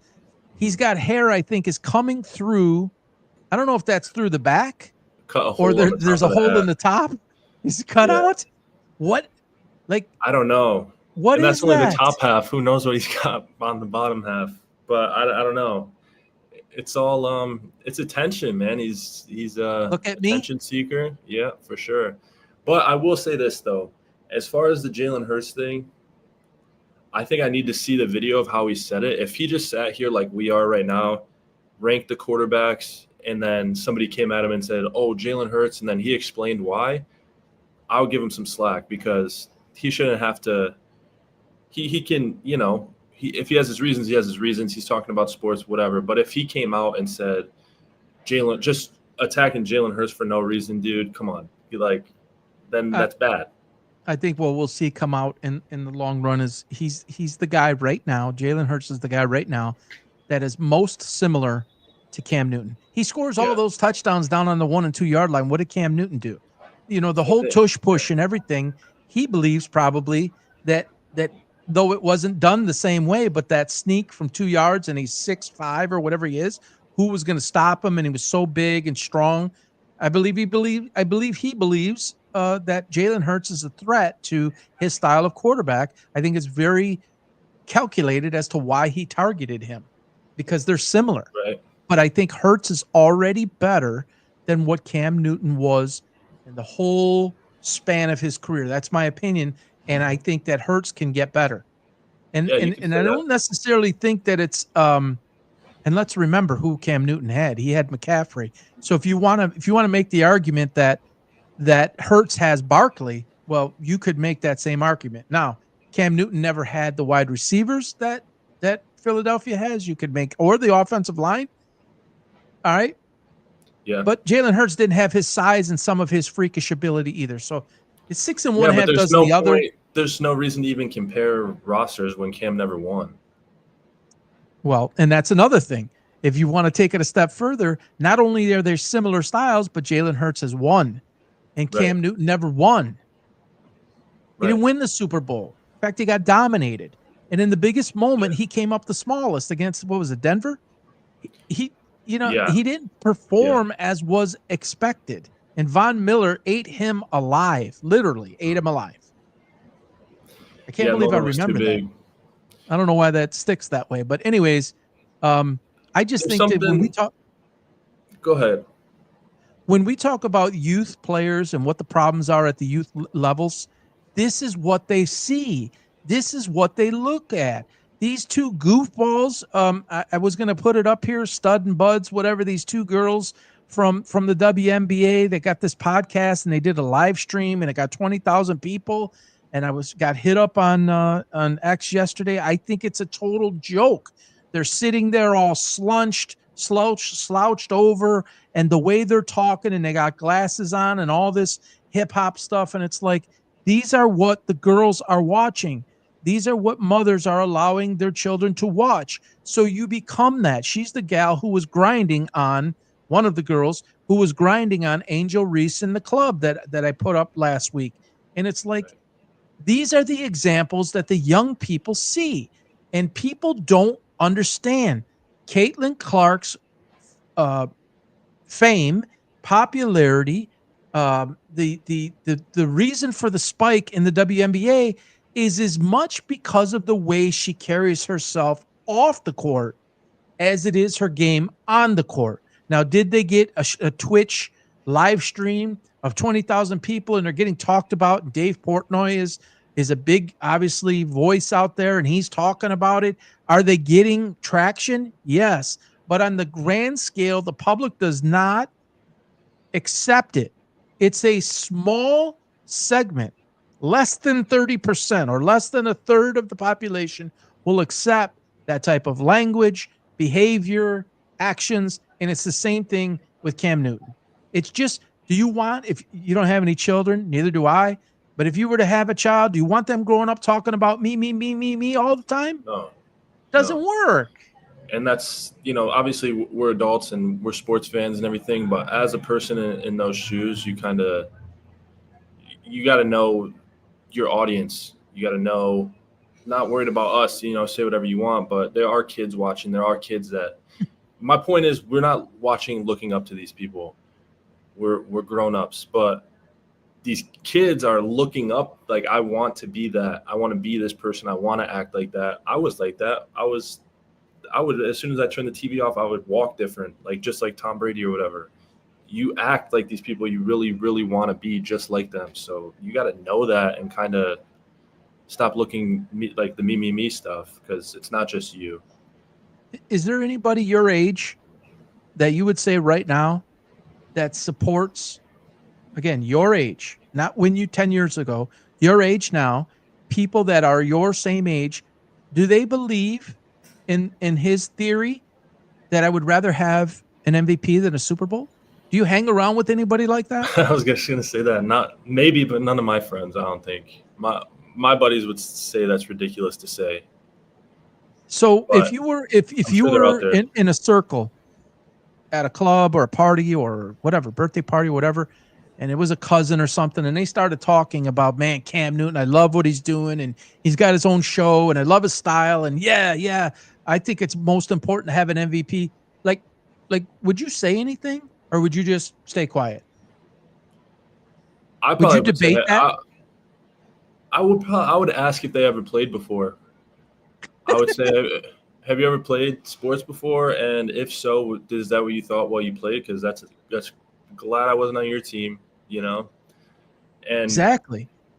Yeah, I think about De La Salle that it was Essler's favorite thing was he would say winning attracts everything. If you want trophies, MVPs, you want more people at the games, you want to go further in the tournament, you want scholarships. People are drawn to winning. Go on a win streak and watch the number of fans grow. Watch the way you're talked about in school get better. Watch all these things happen. More coaches are interested in you, and that kind of puts the whole focus on we got to win. You got to win. It's a team game. Your personal accolades and stuff come. It's supposed to come with the winning, not the other way around. So there's a lot of bad that comes with winning. That's kind of the core of what you're saying too. There's a whole bunch of good that comes with winning, but if it's not managed right, there's a whole lot of things that can come not so good, because generally if you're winning, personal accolades come with that. Right. That's what I'm saying. Yeah. And that should be, I'm saying that should be the focus. Personal accolades are a result of winning. Yes. Or a result of doing the right things that it takes to win, I should say. I agree. And that's honestly, that's refreshing for you to have played for me so long ago and be 25 and I'm 53, and that a full generation of difference can feel this way. I appreciate that about you, and you will have more success come across your path and across your way in life versus, this is of course my opinion, and some of the mentorship coaching part of it, than somebody who feels what he feels is generally going to struggle more. They're going to find more challenges. Like, shit will find them, like negative or undesired results or outcomes will find them when you think like that. The law of attraction, you're going to attract more 100%. People around you that help you get to where you need to get. So anyways, next topic, Detroit. Luke and I, born and raised in Detroit. We're both now in Florida, but Luke is back and forth. I'm an official resident of Florida, but huge Tiger fan. Loved what they did last year. Love what they did as a franchise, turning around some very bad years. AJ Hinch, I'm a huge fan. Losers of 11 of the last 12. And this is the part, everybody goes on those types of runs where nothing can go right. You just get in this deep down hole. But they're not even competitive right now, which is really odd because of the way the franchise is run and the type of coach that Hinch is. 83-34. It's not a typo. I'm following this every day. I update it each day. Before you know it, it's 5-1, 6-1, 9-3. And it's like, they're not even in these games. Luke, former really good baseball player, a Detroit Tiger fan. What do you make of this? Like, why are they not even in games right now? I think, I don't know. I am a Tigers fan, so it's hard to like. They had such a hot start to the beginning of the season that Too hot. you want, right? Possibly too hot. Yeah, you want to believe that. Like I just looked this up. They're still third in the league and eighth in baseball. So you're just hoping that they don't take such a great. They use such a great start, and it allows this big mess that they're in right now, and then they get their way out of it, and then we're good to go at the right time going into playoffs. But if you waste such a good start, I don't know. It's just scary to think about because everyone was so fired up about it. We were looking like the best team in baseball for a minute there, as far as all around goes. I don't know how that happens. I don't know. It's baseball, Well, man. Yeah. Here's my take. I felt this way last year, and I feel this way this year. I think AJ Hinch is the type of coach that gets you to play way above your head. He takes less and makes it more. It's a lot like the Bill Belichick school. It's a lot like the Tom Brady school, where a couple of guys usually can drive the ship. And you have Scooble on the mound. You got Riley Green doing it with the bat. You've got a couple of defensive players out there. Occasional second and third, Casey Mize, an occasional second and third starter that steps up. But I think what we saw or what we're seeing is a meltdown of your pitching staff, minus Scooble, Right. and a meltdown of timely hitting. All right. They're also fifth in the league in strikeouts with 911. There's a number of things that all happened at the same time that has hurt them. And I think it's just and it was, somebody said, oh, they have a hangover from the All-Star break. No, the drunk and the hangover happened before the All-Star break. It continued post the hangover, if you want to call it that, continued past the All-Star break. This is over a 2+ week period of time now that this has gone on. They play six games a week, essentially. This is 2 full weeks with the break in between. So it's basically 3 weeks when you include the time off. Right. So not even a chance to hey, let's just rest up. Let's dial it down. Let's get our heads right. Let's rest up a little bit and come back. And here's another thing. The Pirates just dominated them. Yeah. The Blue Jays, it doesn't matter who it is right now. It doesn't matter if it's on the road. I heard that they had Let's Go Blue Jays chants going on at Comerica Park. Jennifer Hammond from Fox said, she goes, I don't know how I feel about tariffs, but I don't like the Blue Jays from Canada taking over Comerica Park. So it's you're away in your own home stadium now. It's kind of embarrassing. I don't know how you turn this around with what you have. To just close off what I'm saying here, you have, I'll get some shit for this, but oh well. I really believe they have some 3A ball players on their team, or 4A, whatever you want to say. There's some guys that are fringe players. You've taken a lot of guys, you've put them into a system.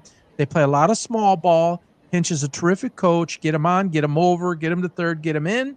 And you kind of maxed that out. And I don't understand Greenberg and Harris, GM, assistant GM, or president of basketball operations and general manager. The trade deadline is July 31st. You don't have to wait till July 31st. You spent all this time getting 25 or 26 games over 500. Now I think you're 17 or 18 over. Your lead has dwindled to 7 or 8. You're clearly playing awful. You're not just going to snap out of this with what you have. You need an injection. If you want the same thing to continue, don't make any changes. Definition of insanity, right? If you want it to keep going, keep doing the same thing. They need an injection. They need some new life. You're not going to get it by calling a guy up. You've got to make a significant move here, not to jeopardize your entire future, but for crying out loud, make a move. Yeah, I agree. Something's got to change because I was just thinking, like you said, one of the scariest things is we are kind of a small ball type club with this roster, and that's usually the kind of team that you'll take 2 losses to get to win 3 or 4, and losing 11 out of 12 and getting blown out like that is kind of what happens to a team that's hot and cold, and we got a bunch of home run hitters that get hot, and then we're all of a sudden really cold. Like, we're not built like that. We're built for, like you said, get them on, get them over, get them in, and we're not getting anybody on or over or in, and pitching's gone down the toilet too, like you said, except for Scooble. But it's scary. I don't know. That's 7 runs a game. 7 times 12 is 84. 83 is what they've allowed. That's 7 runs a game you're allowing on a 12-game stretch. So you've got starter problems, you've got mid-relief, and you've got serious deep bullpen issues. It's across the board. And teams that can hit, like Leland, love the long ball, power guys, 3-run homer, 2-run homer, grand slam. Even when your team is built that way, you have moments or periods of time where you go down. But generally, you have enough gap hitters in that where you can, drive the ball, double, triple, and you're not relying on just getting somebody on by a walk, bunting them over, or singling them to third, and then fly ball in. That's more the longer route. And if you go south as a team, that goes with you. I mean, the Oakland A's and Moneyball are a great example of that. There's just not that guy who can turn around and inject the team. You could get Torkelson to do it. You could get Riley Green to do it, but that consistent, like an Aaron Judge type of guy who's a threat to hit a 3-run shot every time he steps up, you have to game plan against that. No one's game planning against the Tigers offense. Sorry. They might pitch a little bit different to Riley Green, but they're not really doing that to anybody else. Agreed. And I guess just hopefully they turn it around, man. And they're not, like how I opened this up was they're not, they're not screwed yet. It's not over yet. Like, they can still get a good seed in the playoffs. And I'm sure they're talking about it, and it's got to happen, man. I was looking. What's that? That's what I wrote on X last night. It's not over per se. It's really not. But you have to make a change to stem this right now. Yeah. And sometimes making a move, and it's got to be a smart move. You don't make a move just to make a move. But the only way at this point to stem this is by injection of something that wasn't there. And it can breed in some new life, and then hey, it's like a reset. And you got 4 or 5 days to get that done. Get it done. Is Suarez, who we had, is that the answer to it all? I don't know. But you got to do something. You're 18, 17 games above 500. You're still in first place in your division, but you can't let it all slip away. Right. Still a different conversation next week. You go lose 4 out of 5 again. Anyhow. Right. All right, final topic here is the man there on the right in the yellow, Hulk Hogan. Boy, it's really unfortunate. I don't know if you followed this, Luke, as much as I have. It really shook me the day that he passed because I'm 53. He was 71. I grew up on the guy. I mean, when I was taken to see Rocky and he was at Thunder Lips, I mean, that was right after he went pro in 77 and really hit WWE in 79, 80. I was 8 years old. I grew up on the guy, and the Hulkster, say your prayers and eat your vitamins, and the larger than life figure, the real American hero. It was, he beat the Iron Sheik in 1984 at Madison Square Gardens when it was the USA versus Iran, and so many. Andre the Giant, 87, I believe it was. I was 15 years old. That was we didn't have internet. We didn't have everything that there is today. So wrestling was huge in my life back then, and he was at the top of that heap. And there were a lot of guys, right? I was a big Jimmy Snuka guy. I don't want to weird out here. I could go on and on with the names from back in the day, and the younger people think more of The Rock. And then they fought in 02, wrestled in 02, you want to call it whatever you want to call it, in 02 to be the greatest, the GOAT, greatest of all time, and Hogan won. And it's like he said what he said in 2007, and the tape was uncovered and released in 15, I think, where he used the N-word, and the WWE took away his Hall of Fame status, took him off the website, and then 3 years went by, and then they reinstated him to the Hall of Fame, and his image was forever tarnished because of that moment where he said it a couple times, and it was in relation to his daughter, Brooke. He didn't like who she was dating, and he used that word, and he used it a few times by the hidden camera that was in the room, and he was outed actually by a friend or a friend of a friend. And then he had the big thing with Gawker, and then he won the millions in lawsuit and whatever. And he got when he came back to the WWE, and he was booed loudly. A sad thing, because we're all flawed. And if we took a 5-minute inventory of every one of our lives, what we would find, and if there was a hidden camera in our lives, what would people hear? What would they see that ultimately none of us are proud of? It's really sad to hear him be, he's all over my ex. I did a lot of posts, and people came up and they called me a racist, and every name you can think of. And hey, boy, I don't support you. I lost some followers because of it. Really sad to see that. He impacted a lot of people's lives in positive ways, and I hate when somebody is a broad brush is done. I there's a lot of former black wrestlers, current black wrestlers, that have come out and supported him and accepted him and accepted his apology and forgave him.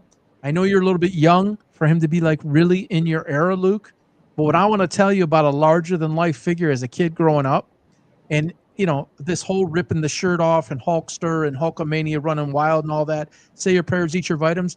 He was like built as somebody that we were inspired by and empowered to follow, like to look up to. Like he was that inspiring figure that you wanted to be like, larger than life. Yeah. Obviously, he's a large man and built that persona forever.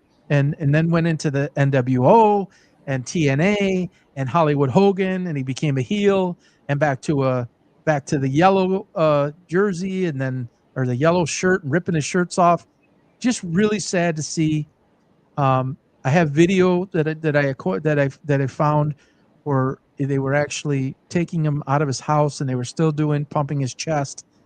And I think the facts are all going to come out now that he had, allegedly appears that he had complications from a neck surgery and a back surgery. He did not respond well to it. They couldn't do anything for him. Again, this is allegedly, but I think we're going to hear it come out more and more. They couldn't do anything more for him in the hospital. They got him comfortable at home. He had a hospital bed in his house, and then something happened, I think, with trachea, and it wasn't working right, and then apparently a cardiac arrest. But a super, super sad thing. Impacted my life as a kid. I'll say that. I got a lot of fond memories. And Malcolm Jamal Warner, Ozzy Osbourne, and Hulk all in 1 week. It's crazy. Now Phil Collins, you probably don't even know who he is, Luke. But now Phil Collins is in hospice now. And it's they come in threes. And, man, those are again, all those guys. I grew up on Ozzy. I was never like a Black Sabbath guy or anything. Wasn't even like the crazy Oz guy, but dude made some music. Couldn't understand him talk. But boy, when he sang, he's clear as a bell. And Hogan and Malcolm Jamal Warner on the Cosby Show. You could say a lot of things about that show, but that was a part of my life too. It's crazy. Your thoughts, Luke? Yeah, my brothers are closer in age, or closer to age than you. Age to you than me. How old's your oldest brother? He's 40. Okay. Yeah. So he gets big in. Yeah, absolutely. And then obviously it filtered down to me, but I was more Triple H. Later on.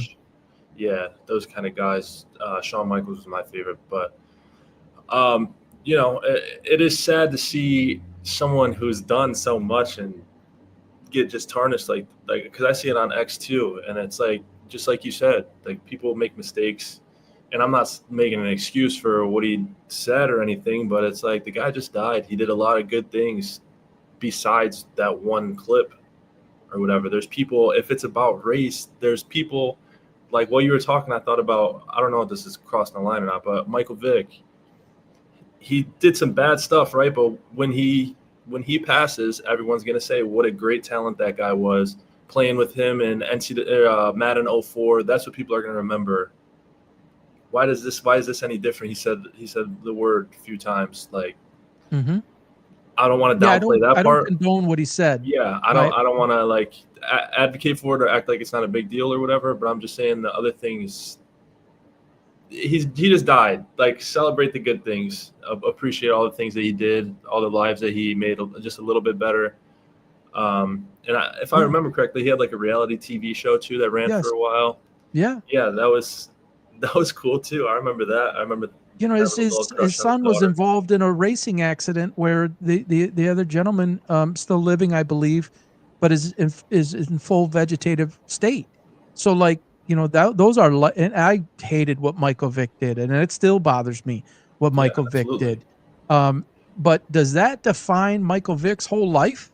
I think No, Michael Vick has done some good things. I think he's changed as a man, and I think regardless of his color, you got to look at the life's journey and the full picture, because we all make mistakes. Some are more serious than others. yeah, Some people take people's lives like intentionally. I mean, that's a whole nother level than what Hogan said or even what Vic did. I mean, he took dogs' lives. yeah. Gosh, that's just horrific. And I saw something yesterday from a dog groomer place, and the people behind doing the baths were beating the dogs. And then I saw something else. Somebody was intentionally trying to drown a dog in the ocean, and people had to stop this man. I mean, so people do some cruel ass things, and It's some people sick. are not well. But Right. to hear, you know, the broad brush for something like that, words, and it doesn't lessen what he did. It should never have been said. It shouldn't even be thought. I don't see color. I don't judge people that way. Um, so it's unfortunate. Everybody, if they don't agree with you or they don't like you, it seems like you're a racist, or Right. you're an asshole, or you're a loser. I do have an interesting little tie-in that is so I don't know why I just Yeah, thought of it, but close it out for us. this has kind of nothing to do with the Hulkster, but it's got okay. We're talking about Mike Vick and how he did what he did. He still, when Lamar Jackson started playing well, he said that's his competition for their Style of play. right. He said, yeah, Lamar's better than I was. He's that guy. He's special. Cam Newton, on the other hand, can't even give his flowers to Jalen Hurts for what reason. Mm-hmm. So I don't know. There's layers to people, I guess. Yeah, But and there's motivations for certain reasons, and I think Cam is making it clear what he's trying to do. He's trying to build a platform for himself. We'll see how that works out. yeah, I give it less than a year, but we'll see. All right, everybody. We ran a little bit longer than we expected. Once again, let me just pop this up on the screen. The PB Sports membership now, patreon.com/PB Sports. Luke's whole journey as a highly decorated athlete, mine as a coach, the dynamics from him as a 25-year-old, me as 53, 35-year entrepreneur as well. You're going to be able to get a combined perspective from both Luke and myself in all those ways, starting at just $4 a month. It really helps support what it is we're trying to do something very unique and different, a little bit off the cuff from what you're used to seeing on ESPN in some different ways. We're not going to go out and go way over the line and do some crazy stuff. I'm going to give you metric data-driven opinion, factual statements with a gut feel and with, an opinion wrapped into that. $4, $19, $35, and $99. They all range. It is designed for a true sports fan. It's designed for players, parents, and coaches. There's an element to each of those that is super important, that we're giving information that will only be behind a paywall, as it's called, for you to subscribe and receive this. So patreon.com/PB Sports. The pick section is now up there. Again, to close this out, $6.99 for the entire college football season, $9.99 for the entire pro season. But together, between now and next Friday at 11 p.m., you can get all of it for $8.95 for the entire season. One thing I failed to mention, 3 lucky people out of the first 20 that subscribe, when you pay for it, we will do a random drawing and we will refund that money. So 3 lucky winners out of the first 20, or 3 lucky people that subscribe out of the first 20, we will refund that money and you will get it absolutely free. And that word's usually absolutely free. That's not what we're trying to do here. This is new. It's a new rollout. We want to reward 3 of the top 20. So you basically have roughly a 20% or so chance. If you subscribe, there's a chance, and we'll randomly do this. We will make it legit. We will pull that out, and you will have it for free. 17 straight last year, one time, 15 straight another, 3 very large parlays. I will put those up this week for you to see. And you can have a free membership too, by the way. There are free articles, free videos, and free opinions and polls that will go up that the public will see. But those who are subscribed at 4 and higher will get a lot more, and there'll just be things that they get that you won't get at the free level, but you're certainly welcome to. At the very least, go up there and hop on as a free member. That way you get automatic emails for the free stuff that comes out.